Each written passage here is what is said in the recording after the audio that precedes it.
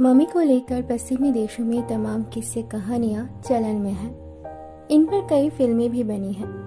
Mummy के बारे में और जानने के मकसद से कई तरह के रिसर्च और खोजबीन चलती रहती है। इजिप्ट में साल 2018 से चल रही खुदाई में लगातार प्राचीन ताबूत मिल रहे हैं, लेकिन आर्कियोलॉजिस्ट इन्हें खोलने की हिम्मत नहीं कर रहे। वजह है मिस्र के राजा तुतनखामेन का ताबूत, जिसे खोलने पर उन सबकी जानें रहस्यमयी ढंग से चली गई जिन्होंने ताबूत से छेड़खानी की थी। आइए आज आपको उस युवा राजा की जीवनी से रूबरू करवाते हैं जिसने आज से 3000 वर्ष का इतिहास हमारे समक्ष पेश किया। तुतनखामेन मिस्र इतिहास में ईसा से 13वीं शताब्दी पूर्व 18वें मिस्र फराओ के 18वें साम्राज्य का राजा है। उसकी खोज के समय से उसे राजा तुत के नाम से जाना जाता है। वैसे उसका असली नाम तुतेनखातेन था, जिसका अर्थ था सूर्य का जीवित प्रतिरूप, जिसे बाद में उसने बदलकर तुतनखामेन कर दिया था, जिसका अर्थ था चंद्रमा का जीवित प्रतिरूप। तुतनखामेन के पिता का नाम अखेनातेन था, जो उस दौर में मिस्र का फराओ था। केवल 9 वर्ष की आयु में 1333 ईसा पूर्व में तुतनखामेन को मिस्र का राजा बना दिया गया। उस दौर में मिस्र के राजाओं को फराओ कहा जाता था। अल्प आयु और अनुभवहीन राजा को उनके निजी सलाहकार एवं चाचा कमांडर आई ने संभाला। अब तुतनखामेन राजा बना तो उसने अपनी सौतेली बहन अंकसुनावन से विवाह कर लिया। उनकी 2 अजन्मी बच्चियां थी, जिसमें से एक गर्भ में 5 महीने में ही मर गई और दूसरी 9 महीने में मर गई। ये सारी जानकारियां उनकी मम्मी से पता चली थी, जो खोज के दौरान मिली थी। तुतनखामेन ने अपने पिता के विरुद्ध जाकर अपने पिता के कई नियमों में बदलाव किए थे। इनमें सबसे पहले उसने सूर्य देव की पूजा खत्म कर चंद्रमा की पूजा को महत्व देने पर जोर दिया था। उसने उसके राज्य की राजधानी को वापस थेबिस में बसाया और अखेतानत के शहर को उजाड़ कर दिया। उसने अपने फरमान को और ज्यादा प्रबल करने के लिए कई चंद्रमा के कई मंदिर और इमारतें बनवाई थी, जो उसकी पिरामिड में देखने को मिलती हैं। तुतनखामेन ने अपने पिता द्वारा दूसरे राज्यों से बिगड़े रिश्तों को फिर से सुधारा था। फिर भी 18 वर्ष के राजा तुत की रहस्यमयी तरीके से मौत हो गई थी। उसकी मौत का राज आज तक नहीं खुल सका। हालांकि माना जाता है उसकी हत्या की गई थी। मिस्र वासी अपने राजाओं को देवता का ही रूप मानते हैं। उनका मानना था कि देवता मृत्यु के बाद भी जीवित रहते हैं। तुत के शव को औषधियाँ एवं मसालों से युक्त कर मम्मी से बदल दिया गया।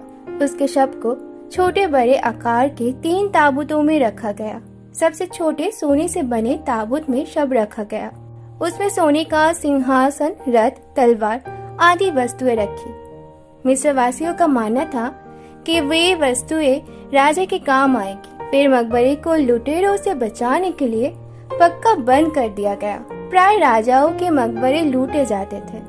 उन्होंने रोकथाम के लिए मकबरों के नकली रास्ते बनाए, बड़े बड़े पत्थर रखवाए और दरवाजों पर अभिशाप लिखवा दिए।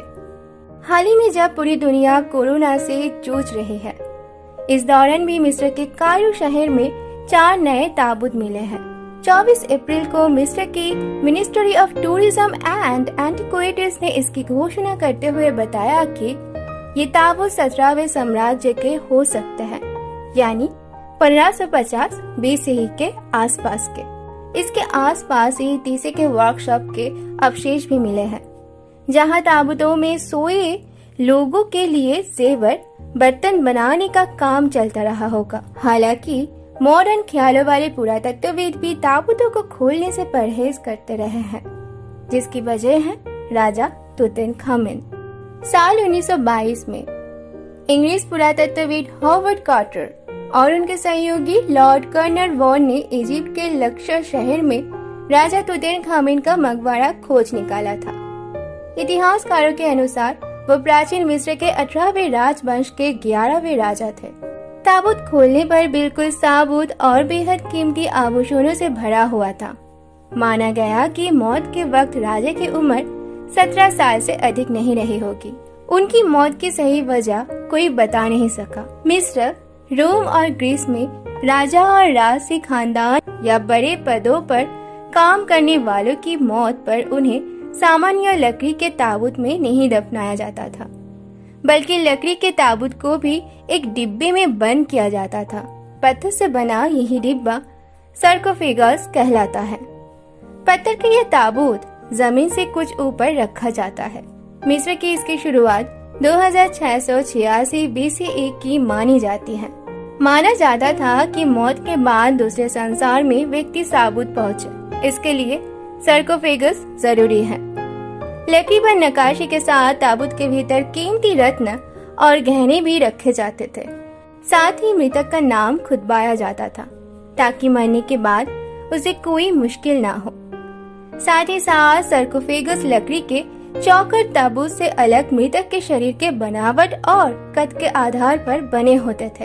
पुनर्जन्म पर यकीन करने वाली मिस्र की सभ्यता में मरने वाले के शरीर पर खास लेप किया जाता और फिर उसे दफनाया जाता जिससे शरीर खराब न हो। 1922 तक तुतनखामेन का मकबरा सुरक्षित रहा था।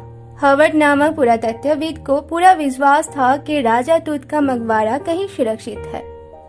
वो अपने कारवां के साथ राजा की घाटी में पहुंचा। कई वर्षों की खोज के बाद उन्होंने मकबरा तो खोज निकाला, लेकिन कहते हैं उस पर अभिशाप लिखा था। राजा की शांति भंग करने वाले के लिए मौत आएगी। इसमें कितना सच था और कितना झूठ ये तो नहीं पता, किंतु कहते हैं कि खोजी दल के सदस्य स्वाभाविक और अस्वाभाविक कारणों से मरे गए। मकबरे पर अभी तक कोई अभिशाप लिखा नहीं मिला। बस यही माना जाता है कि मम्मी के श्राप से ही उन लोगों की जाने गई। वहाँ सचमुच कुछ लिखा था या अंधविश्वास था, ये कोई नहीं जानता। आज केवल राजा तूत के मकबरे में ही मम्मी सुरक्षित है।